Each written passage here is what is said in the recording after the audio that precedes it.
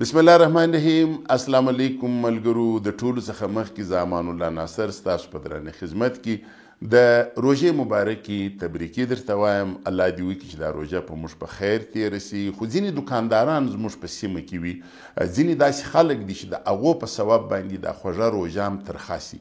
نور ژوند خو تریخ دی. دا یو د روژې میاشت ده، په دې کې باید چې برکتونه وایي، یو پر بل باندې وسیله وایي، یو پر بل باندې رحم وایي. دا هم د دغو خلکو په ثواب باندې ترخه سي دا روژه.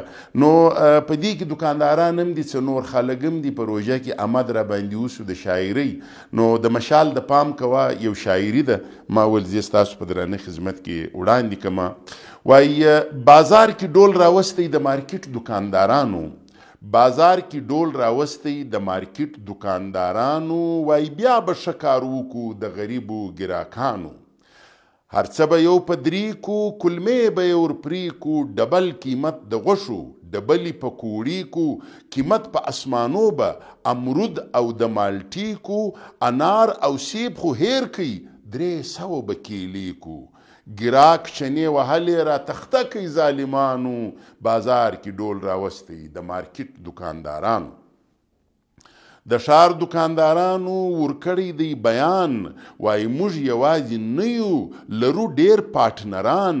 یوه برخه پولیس وړي، یوه مجسټریټان. غونډه د علاقې هم په فری کې غواړي شان. بخښنه راته وکئ موږ مظلومه یو یارانو. وایي بیا به ښه کار وکړو د غریبو ګراکانو. 50,000 تنخواه او 100,000 د کور سودا ده. یوه بوجۍ په لاس کې، یوه پلنډه په شا ده. په ملک ناپرسان کې ژوندون کول سزا ده. زما غریب ناصر خو یا دعا ده یا شیرا ده. کلمې کړې خدای جام د ګران فروش ملاوټیانو. بازار کې ډول راوستی د مارکیټ دوکاندارانو. روژه ده را روانه، زه اوس یم پریشان. انا مې نسواري او نیکه وی سګریټان. ښکنځلې او ښېراوي ملا لیټ کړو اذان. نه خیر وي د زنانو، چپ چپ وي ماشومان. تیر کال بابا په جنگ کې گرفتار کړو پولیسانو. بازار کې ډول راوستی د مارکیټ دوکاندارانو.